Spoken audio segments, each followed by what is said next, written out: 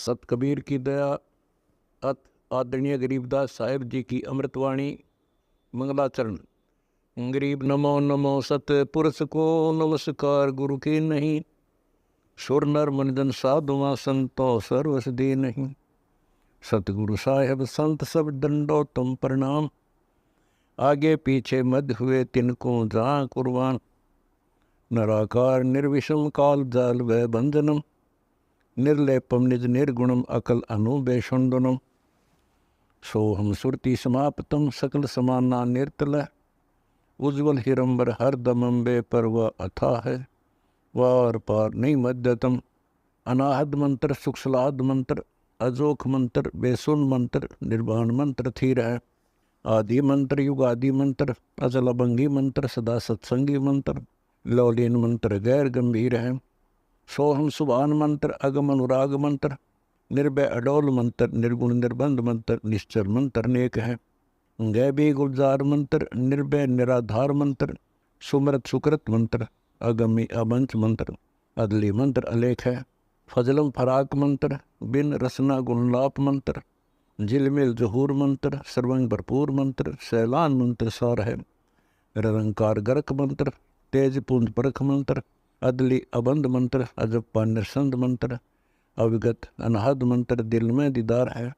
वाणी विनोद मंत्र, आनंद असोद मंत्र, कुर्सी करार मंत्र, अनबय उचार मंत्र, उज्ज्वल मंत्र अलेख है। साहिब सतराम मंत्र, साई निकाम मंत्र, पारक प्रकाश मंत्र, हीरंबर उल्लास मंत्र, मौले मलार मंत्र, पलक बीच खलक है।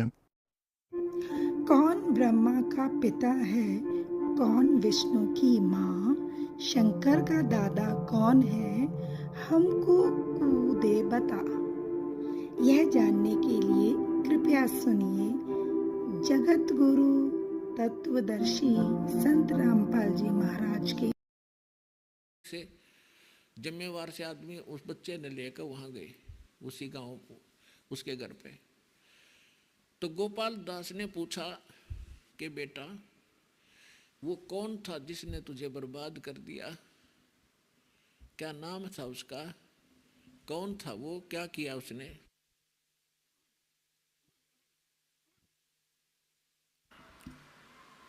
तो गरीबदास जी ने कहा कि मुझे बर्बाद नहीं किया, मुझे आबाद कर दिया। अजब नगर में ले गए हमको परमेश्वर आने, जल के बिंब अगाध गति हम सूते चादर ताने। हम सुल्तानी नानक तारे दादू को उपदेश दिया, जात जुलाहा भेद न पाया वो काशी माहे कबीर हुआ। अनंत कोट ब्रह्मांड का एक रति नहीं भारे, सतगुरु पुरुष कबीर हैं ये कुल के सिरजनहार। काफी देर तक गरीबदास जी ने वो अमृतवाणी की बौछार लगा दी। अब गोपाल दास का होश हवास उड़ गए कि गांव वाले इसने पागल कहे, अरे तेरा गजब हो, ये तो अनमोल रतन से भरे पड़े हैं ये बच्चे, ऐसी अनमोल वाणी, ऐसा ज्ञान मेरे हृदय में टच कर रहा है मुझे एक एक वाणी इसकी। तो कहने लगा वो 65 साल का महात्मा उन बुजुर्गों को कहने लगा, गांव वालों यू बावड़ा को नहीं, ये बावड़ा नहीं है, बावड़े तो तुम हो जो इसको समझ नहीं पा रहे। और वो 65 साल का बुजुर्ग एक 10 वर्ष के बच्चे, 13 वर्ष के बच्चे के आगे हाथ जोड़ के खड़ा हो गया। अन्यों के महाराज जी यह वाणी लिखवा दो, यह वाणी लिखवा दो तो अनमोल रतन है जाता, कलयुग में जीवों का उद्धार करेगी, वाणी लिखवा दो। अब गरीबदास जी चल पड़े उठ के उसको पक्का करने के लिए। गांव वालों ने सोचा बाबा जी का भी असर हो गया इसमें, तो बुरी बला है कि गरीबदास में कि बाबा जी भी पागल हो गया, इस पे भी असर हो गया इस बच्चे वाले संकट का। वो तो संकट देखा था उन्होंने, संकट मोचन थे वह।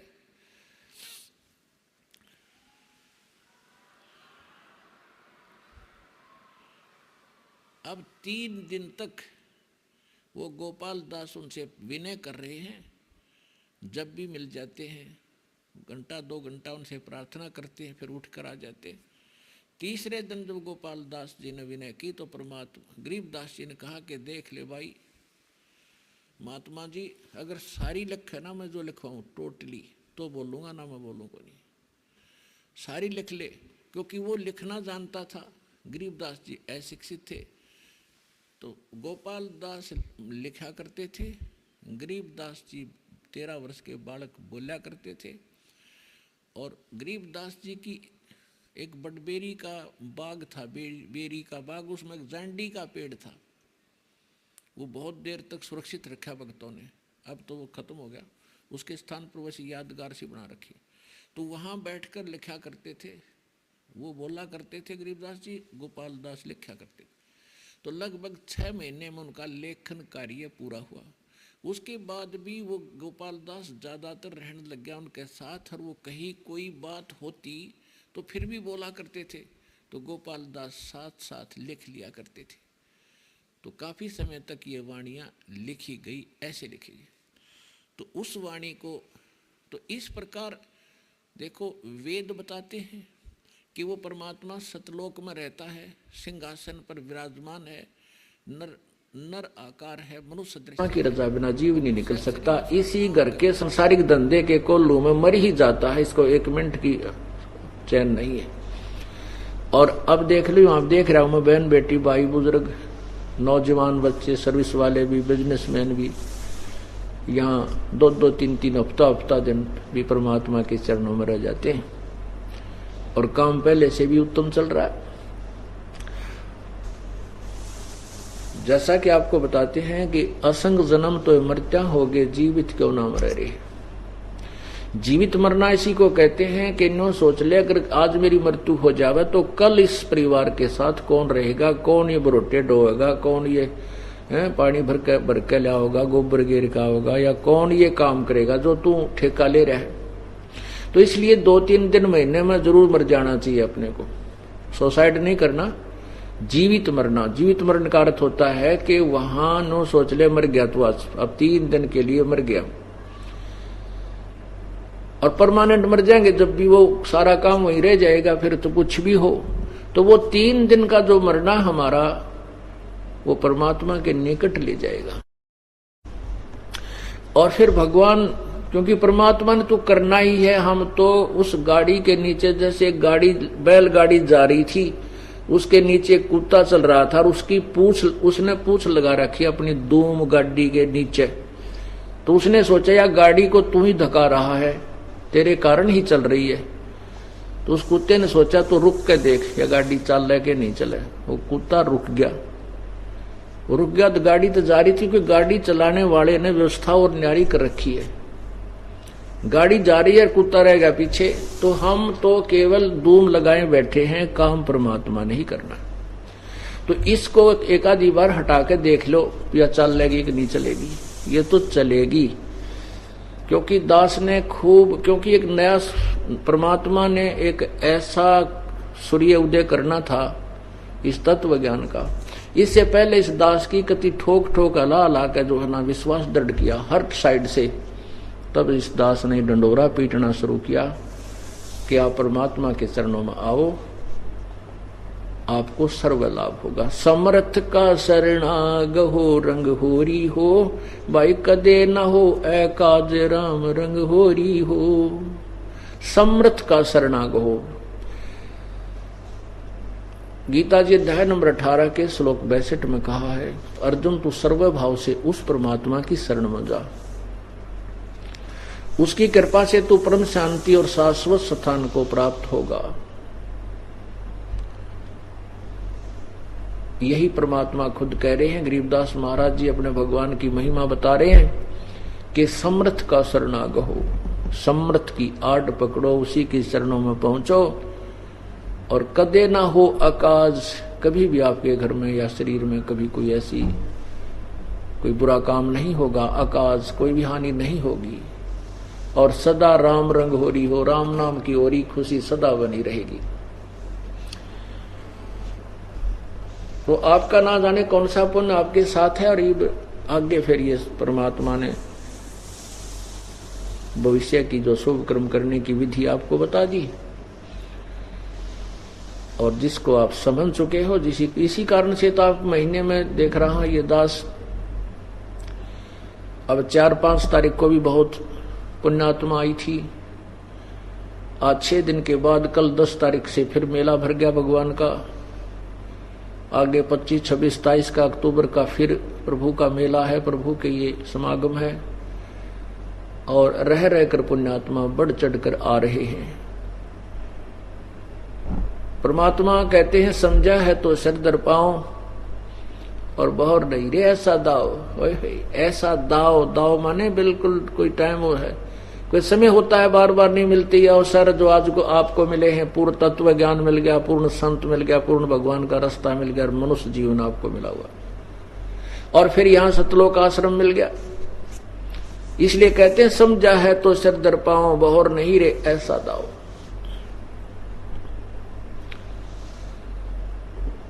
अब क्या बताना चाहते, मन तू पावेगा अपना किया रे, भोगेगा अपना किया रे। अब जैसे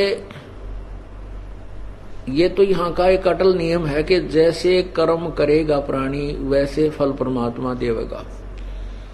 तो हम कर्म तो एक भी अच्छा नहीं कर पा रहे थे, सारे ही वही संसारिक धंधे पेट भरने का काम किया करते थे, उसी कार्य में हम जीवन व्यर्थ कर रहे थे, शुभ कर्म नहीं कर पाते थे। और जो हम शुभ मानकर कर रहे थे, कोई पूजा करते थे, तो वो शास्त्र विरुद्ध साधना होने से व्यर्थ थी। वो पुण्य तो एक भी नहीं बने था, पाप ही पाप इकट्ठे हो रहे थे। पवित्र गीता श्रीमद् भगवत गीता जी अध्याय नंबर 16 श्लोक 23 में कहा कि अर्जुन शास्त्र विधि को त्याग कर जो मनमाना आचरण अर्थात पूजा करते हैं, उनको न तो कोई सुख होता है, न उनको कोई कार्य सिद्ध होता है, न उनकी गति होती है, न उनको कोई सिद्धि प्राप्त होती है, अर्थात व्यर्थ है। तो जो हम पूजा करते थे वो तो शास्त्र विरुद्ध करते थे, और जो हम पुण्य कोई कर रही, क्योंकि उसी से को पुण्य मान कर रहे थे, वो तो पुण्य के स्थान पर पाप था, क्योंकि हम संविधान तोड़ रखा था भगवान का, और बाकी हम पाप ही पाप इकट्ठा कर रहे थे। तो फिर हम पावेंगे क्या? हम पाप ही पावेंगे। हम पाप ही प्राप्त करते, दुख ही दुख प्राप्त करते, सुख नहीं प्राप्त कर सकते थे। तो हमने जैसे इस संसार में, इस काल के लोक में ऐसी व्यवस्था है जैसे एक खेत है, जमीन है, उस जमीन में अगर हम कोई संवार नहीं, उसको छेड़े नहीं, उस एकड़ को, 1 एकड़ जमीन वैसी पड़ी है, तो उसमें ना जाने कितना कुबाड़ उग जाएगा, बहुत ज्यादा कितना घास फूस कांटेदार झाड़ी वो भर जाएगी तगड़ी। वो तो बिना किसी प्रयत्न के होगी, ना कोई पैसा लगाना पड़ा, ना कोई उसमें सिंचाई करनी पड़ी, ना खाद डालना पड़ा। और उसी एकड़ में, उसी किले में, उसी जमीन में यदि हम अपने खाने के लिए कनक, गेहूं, बाजरा, जवार, धान उपजाने का प्रयत्न करेंगे तो उसके लिए बहुत मेहनत करना पड़ेगा। खेत को संवारना पड़ेगा हल से या ट्रैक्टर से 2 व 4 व, जब तक वो बीज बोने के योग्य नहीं होती, उसको बार बार गुड़ाई की जाती है। और फिर बीज बोना, वो भी पैसे लगे बीज में, और बीज बीजने के बाद फिर खाद और पानी, फिर उसकी रखवाल, फिर उसको काटना, निकालने के लिए पैसे लगे, और फिर तब कहीं जाकर के वो हमें अन्न प्राप्त होता है, जिससे हमारा निर्वाह होता है। और उसके विपरीत यदि हम कोई, इसी प्रकार हमारा शरीर समझो मानव शरीर है, इसमें पुण्य कमाने के लिए, पुण्य बनाने के लिए, शुभ कर्म करने के लिए हमें समय भी छोड़ना पड़ेगा, समय भी देना पड़ेगा। हमने परमात्मा पाने के लिए, शुभ कर्म करने के लिए 2 पैसे पुण्य पर भी लगाने पड़ेंगे, अपना समय भी लगाना पड़ेगा, तब जाकर के हमारे पुण्य शुरू होंगे, प्रारंभ होंगे, तब हमें कोई पुण्य मिलेंगे। और इसके अतिरिक्त पाप तो अपने आप ही हो जाते हैं। कहते हैं पृथ्वी ऊपर पग जो धारे, करोड़ जीव एक दिन में मारे। जैसे हम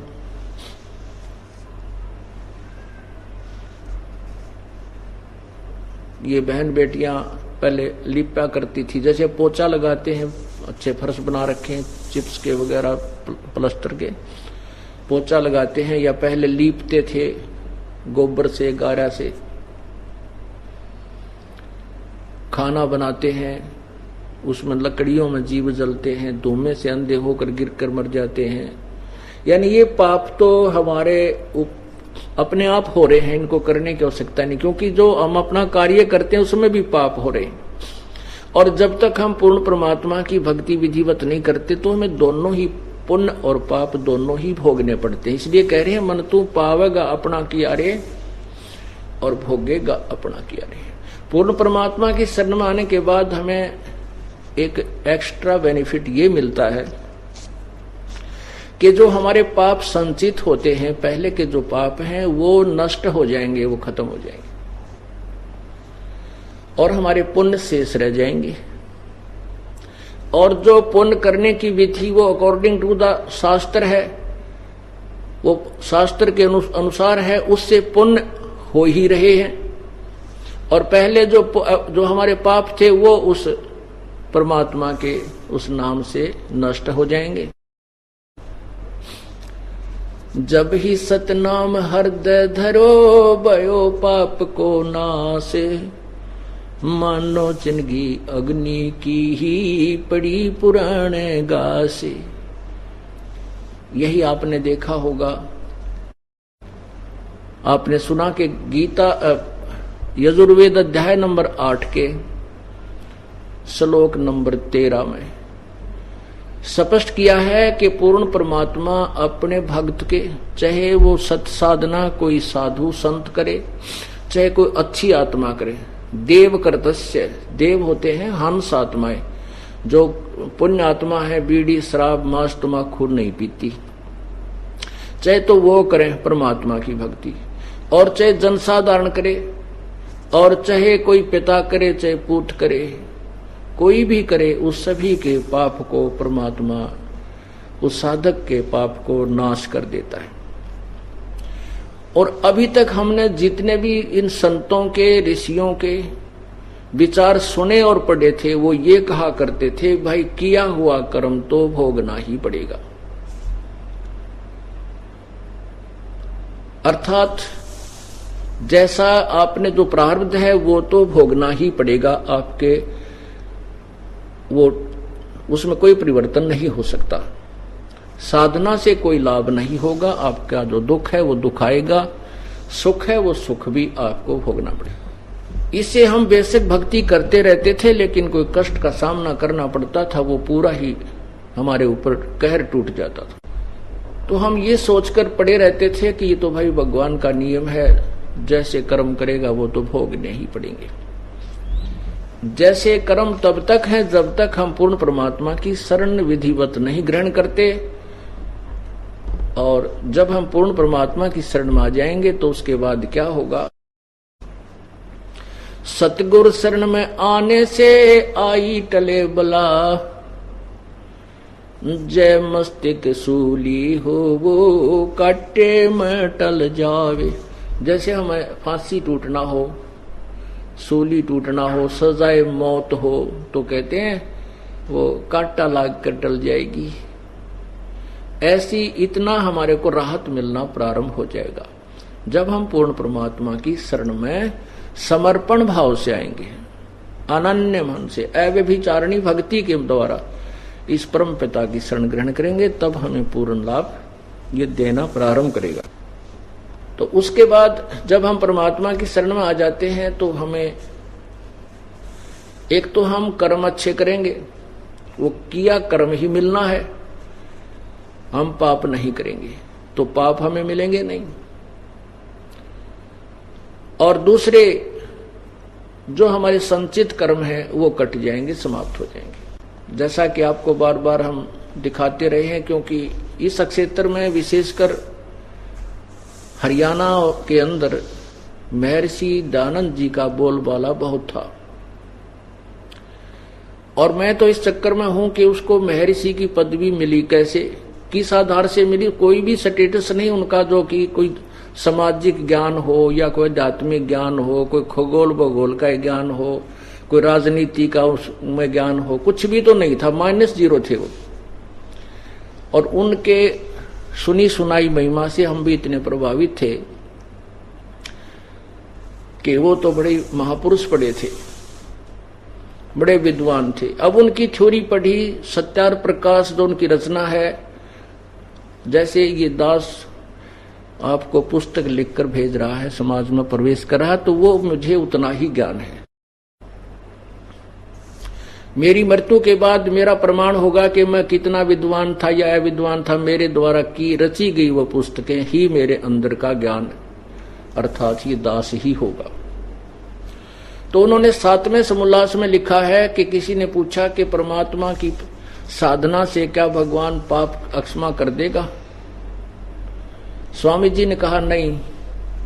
तो प्रश्नकर्ता ने कहा तो फिर किस लिए, फिर तो उपासना करने की आवश्यकता ही क्या है? स्वामी जी ने उत्तर दिया कि उससे कुछ और लाभ होते हैं।